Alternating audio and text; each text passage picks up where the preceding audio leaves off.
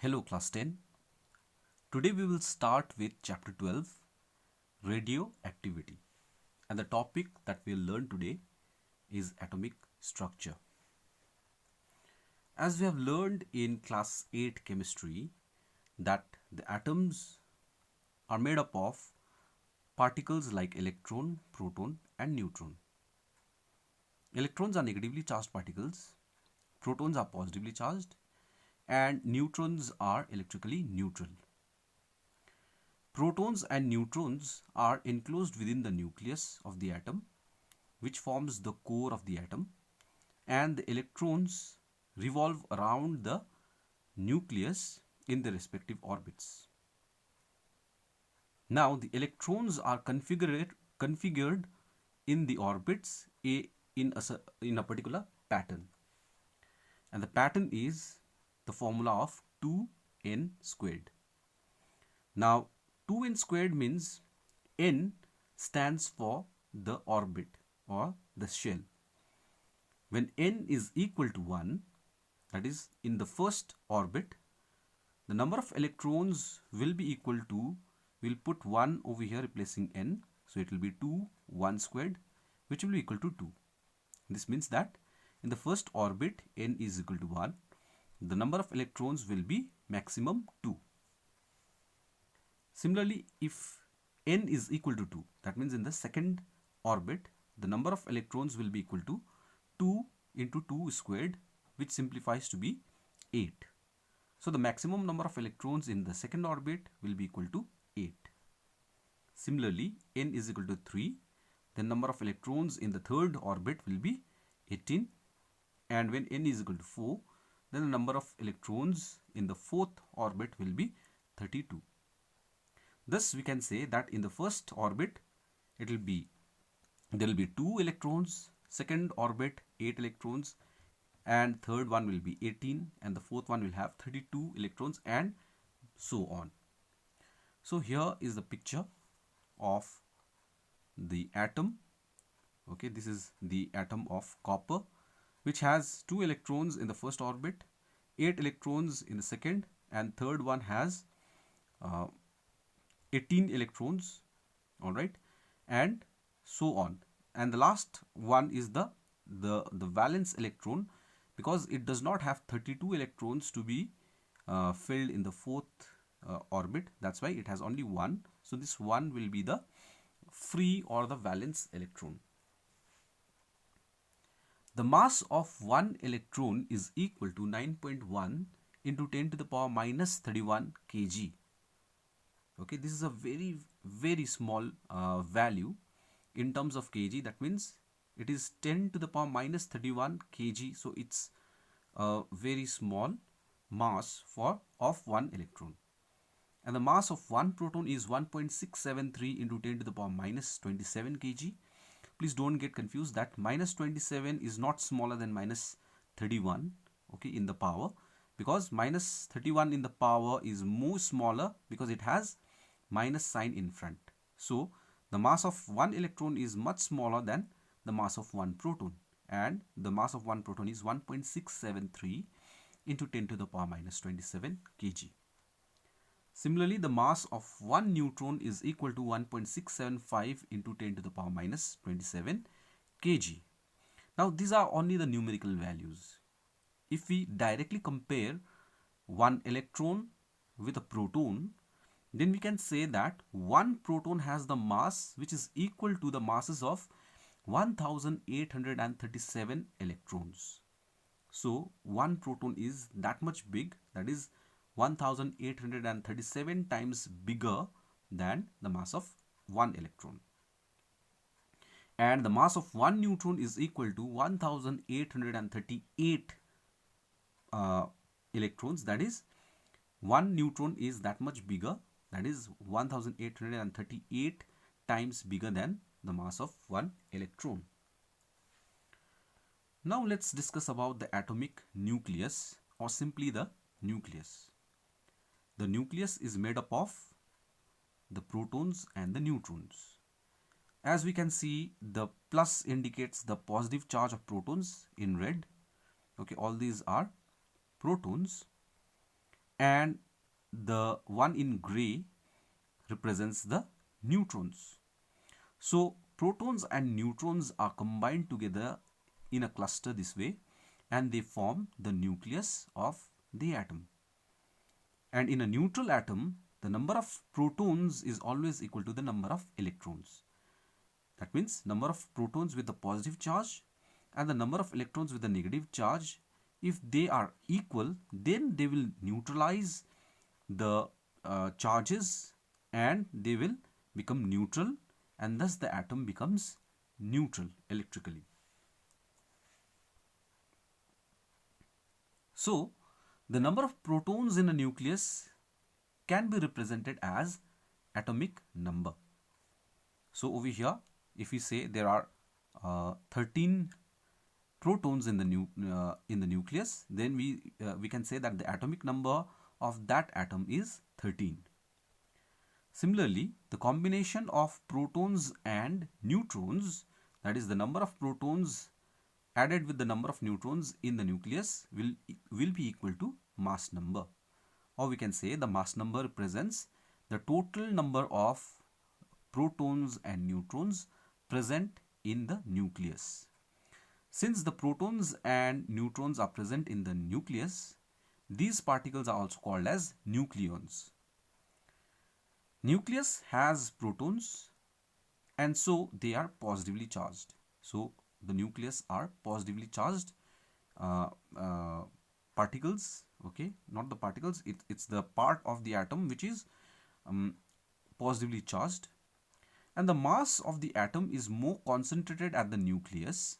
So the sum of number of protons and number of electrons is called as mass number.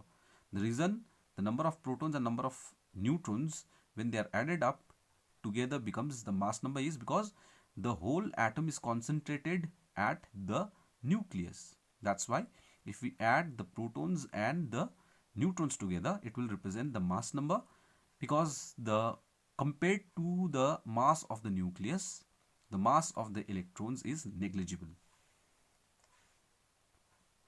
Thus we can say that atomic number, which is represented by capital Z, is the number of protons in the nucleus of the atom. And the mass number, which is represented by capital A, is the total number of protons and neutrons present in the nucleus of the atom. So here we can represent any element this way. Suppose if this is the element X, okay, which we write as a symbol, then A, the mass number, will be written on top as a superscript, and Z, that is the atomic number, will be written as subscript. So any number over here, let's say 3, then that will be the mass number of that element 3. And if there's any number, let's say 1 over here, then the atomic number of that element is 1. So with a clear picture, this example will help you understand. So if there is 12 on top, that is a superscript. So 12 is the mass number, C is the symbol, that is for carbon, and 6 subscript is the atomic number. So here, please don't get confused that atomic number is not A. A represents the mass number, okay, so mass number is 12, and Z represents the atomic number, which is equal to 6. So this is mass number 12 and 6 is the atomic number. So atomic number represents the number of protons, and the mass number represents the number of protons and neutrons. So neutrons plus protons is equal to 12, whereas 6 is the number of protons. So P is equal to 6. So over here, the number of excuse me, the number of neutrons will be equal to the mass number minus proton. So when this proton comes over here, it will be A minus B. So we can write N is equal to 12 minus 6. 12 minus 6 gives us again 6. That means the number of neutrons is equal to 6. So this way we can find out if the mass number and the atomic number of any element is given, then we can easily calculate the number of neutrons, number of electrons and number of protons present within that atom of the element. Isotopes. Sometimes the number of protons and the number of electrons may remain same. Okay, the number of protons actually represents the particular atom of an element. So over here the number of protons are same, okay, and if the atoms are neutral, then the number of electrons will also be equal to the number of proton. So here the proton is 1, okay, it's a single proton, and in the first case there is no neutron, in the second case there is 1 neutron, and in the third case there are 2 neutrons.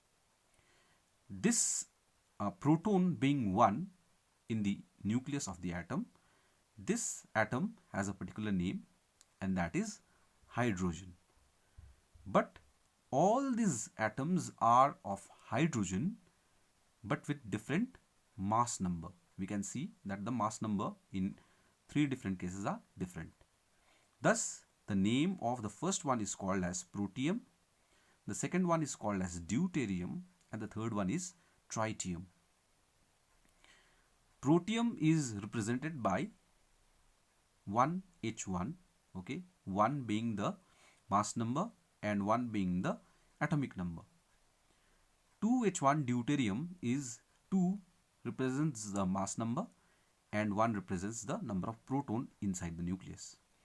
And 3H1 tritium represents 2 neutrons and 1 proton inside the nucleus, and 1 represents 1 proton. So when you look at the atomic number 1, 1, 1, from that we can understand that it's the atom of the same element, that is the hydrogen, but the mass number of these atoms are different. So when we have this kind of case where the element is same but the mass number of the atoms are different, having the atomic numbers same, then we call this kind of atoms as isotopes. Another example is of carbon.